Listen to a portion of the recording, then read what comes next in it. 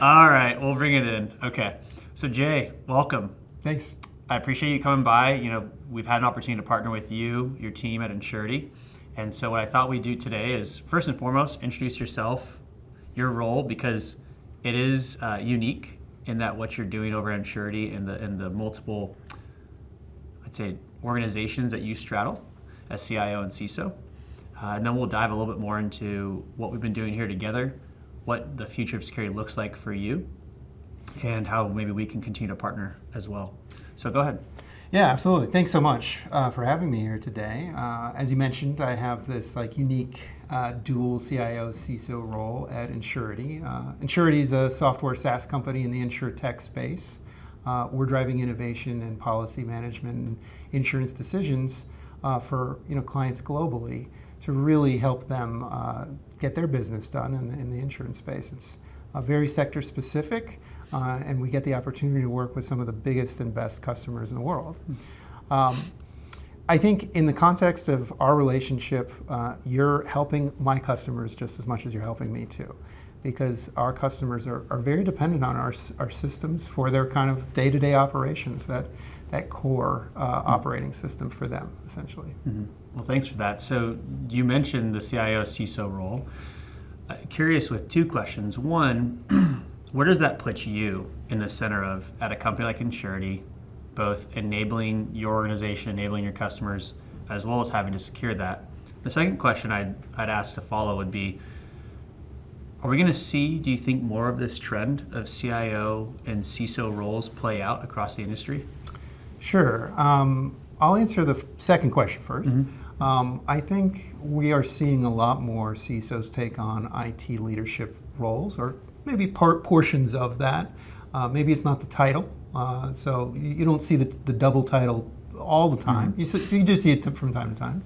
But I know a lot of CISOs that own portions of IT, and it makes a lot of sense. That convergence makes a lot of sense.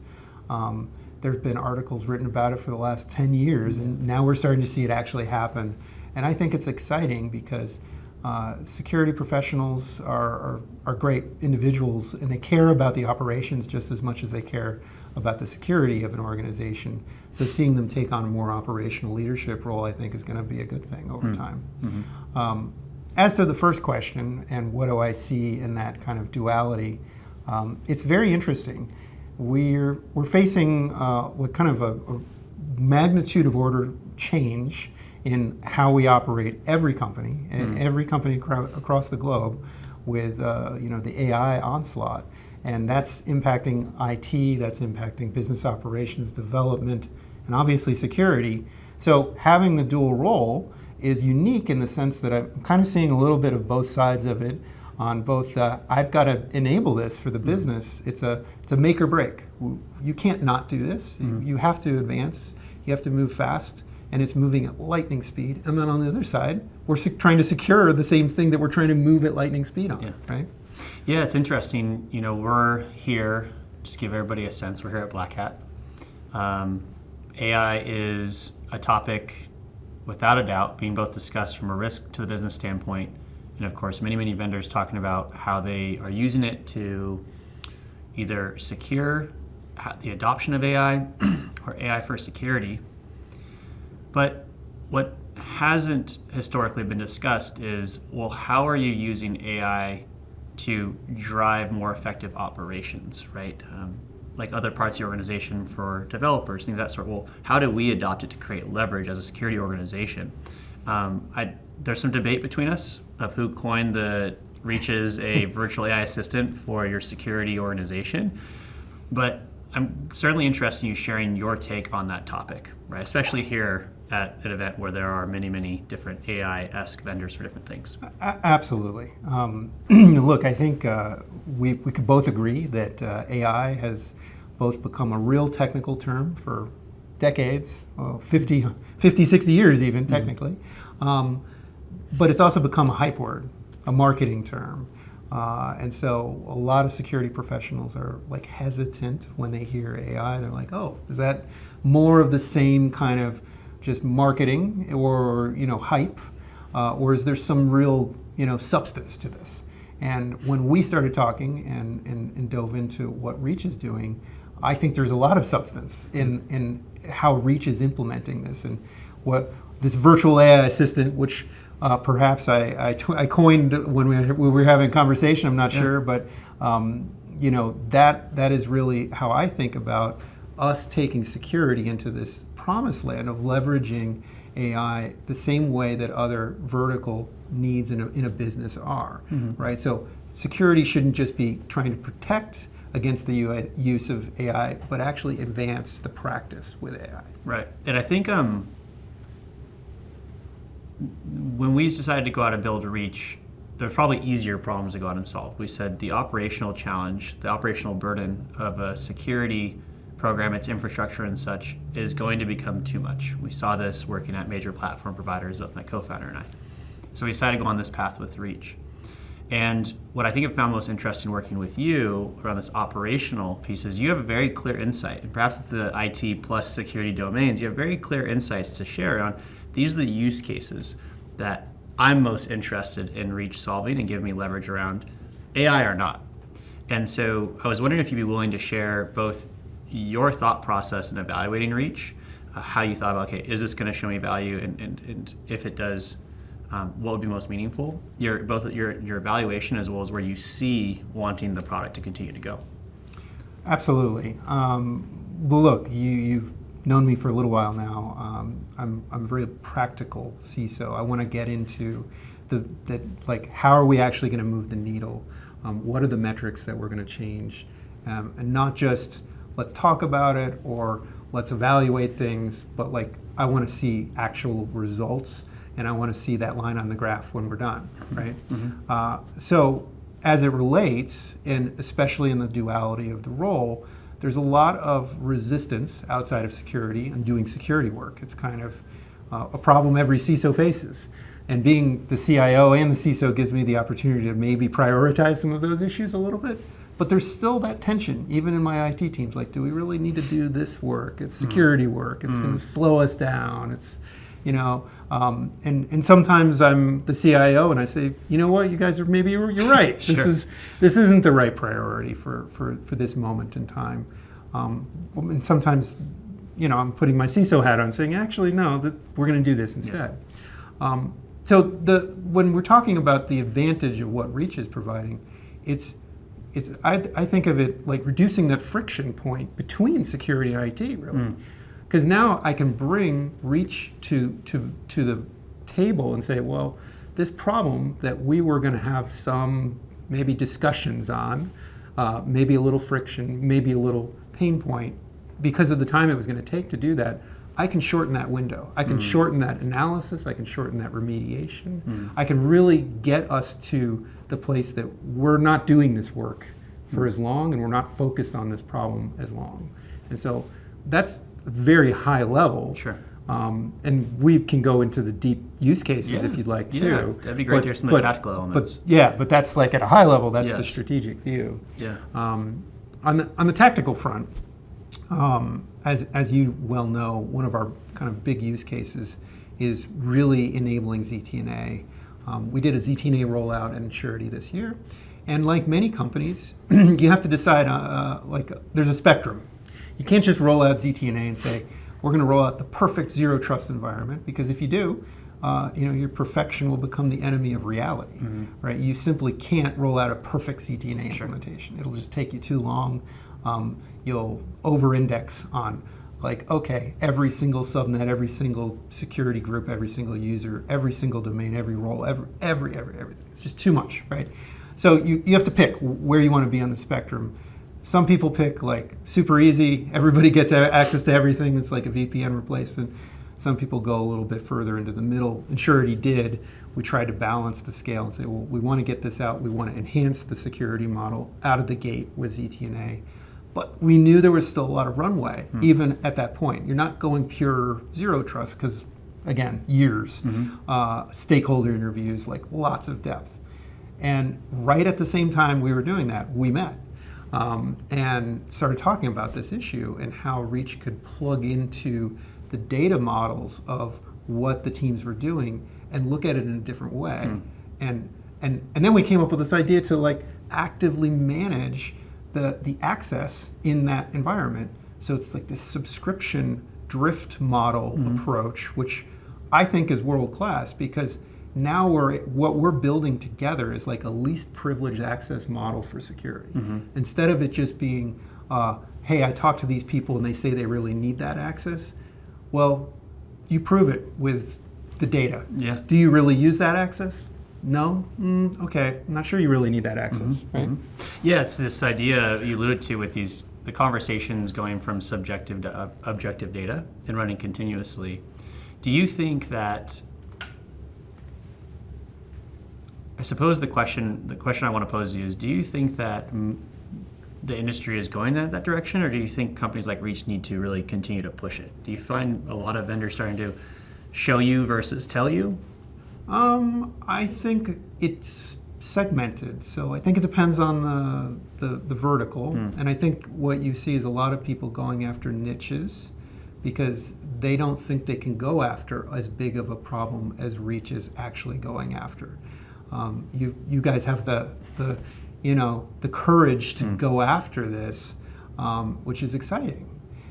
But a lot of people are scared to go after such a big problem.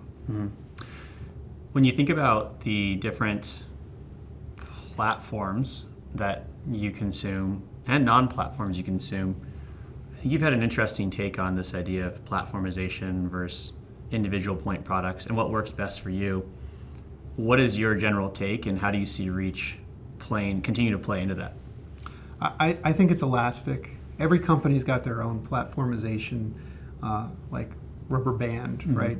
One moment I'm going to have this much of a big platform, one of the big players. Maybe it'll contract a little, and I'll fill in those holes with point solutions, best of breed, and maybe I'll expand my platform, and that shrinks a little bit. But there's always a component of both, right? The best security programs don't rely on one vendor for everything, nor do they rely on 70 vendors for everything. They have some kind of combination of a big, good platform play, one of the top tier players, and your best of breed pieces. And I don't see that changing anytime soon. I know a lot of people think, oh, well, they're all going to get bought up. Well, you know what? Last time I checked, there's always another set of companies that you're going after for best of breed. So by the time those ones that are currently in the best of breed pocket get bought up, there'll be another set of them that we're using instead. Because we're solving new problems always. Right. So I think there's that elasticity to it, and as a result, you can never really rely on this one platform to rule them all concept. It's never going to play out that way. There's never perfection, to the point we said. So it's about your platform, your custom platform at your enterprise that you're trying to enable and get the most out of. And that's where Reach really plays, is how do I create one cohesive platform across this thing that I built because that's what the business needs.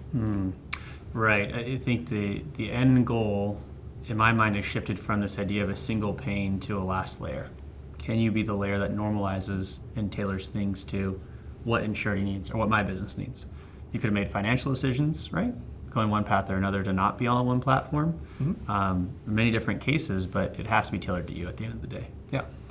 Okay. So what I love to close with when talking to somebody that we've been on this journey with now for quite some time is really what kind of put me in the hot seat, if you will, or just put it on me to say, what do you want to see from Reach over the next year? Where do you think we need to go? It could be both for Insurity, but it could be also what the market needs and really the ask of us. Yeah, look, I think the future is bright for Reach, obviously, but I think that what excites me the most is the perspective that you have the opportunity to shape. So Reach is plugging into this platform concept and has the opportunity not only to enhance each one of those tools that I use and how we implement them, configure them, operate them. That in itself is a big deal, but your perspective is then across that platform and really bridging the gap across that in we'll say like a meta-analysis way. I see that as the really bright future for Reach, because that's the mythical 1 + 1 = 3 moment Right. that a lot of companies are trying to find. So one of the things that I really was looking forward to, and I started to build a company, and this was when I was building product as well, is the opportunity to partner with organizations and really build together. And it's one of the things that I found most encouraging meeting you, but also the culture you've built inside of Insurity, where it truly is a partnership and something where you bring something to the table, I get feedback, vice versa, and so forth. Now, I think what I'd love to get your thoughts on is, how common is that? Why do you think that's important? And I can share my thoughts as well as a company builder, as a product builder. Well, I think it's not that common. And not so much my perspective on it, but the types of relationships that I see built, which is why I value this one so much. But it's a cultural mindset, right? It's saying we can come together to build something that's solving my needs and solving your needs at the same time. And we get to create something together, which is not a lot of people are doing that, right? A lot of people are a little black and white with this. Does the product do X? No. Okay, come back to me when product does X. Instead of, hey, what if the product did Y and Z and all the things? Yeah. And you kind of end up with a more beautiful outcome, right? So I think it's a highly valuable thing for more cybersecurity professionals to engage with. Now, different companies are at different scales and different points in time. Right? You're not going to go to Cisco and build something, probably. Sure. No offense to Cisco, but they're at a very mature stage in their life cycle, and that's probably not going to happen. But there's a lot of companies that are at Reach's stage, and they don't always have the same mindset as Reach. Yeah, I think it's important, right? It's particularly important because we don't have all the answers. There are differing cultural sentiments from a product standpoint on trust the customer, customer knows the problem, customer doesn't, right? And for us, when you're building a company for the long haul, something that you want to be very big someday, solving big problems, we oftentimes need to focus on that very long play, that strategic play with our customers. And the answer might be, okay, I see where you're coming from. Here's how I'm thinking 2 steps ahead. What do you think? And the answer might be like, well, yeah, let's go there. Or I don't know. That's not really a fit for me. And here's what I'm hearing from my community. And truthfully, you spend as much time with the CISO and CIO community as I do, if not more, right? As part of your job. So I value the partnership and agree with you that the only way we're going to move the domain of security forward is by partnering with people that are willing to buy in to weigh in, maybe as a saying. So thank you for that, Jay. Absolutely. Look, it's fantastic product leadership, and it cuts across all domains. I mean, we're a product company too, Right. And we take that same mindset. So I really appreciate it. All right. Well, thank you, Jay. Appreciate you coming out. I hope you've had a fantastic Black Hat. Thank you for spending a little bit with us. But with that, we'll close out and we'll leave here. Awesome. Thank you. Thanks, Jay.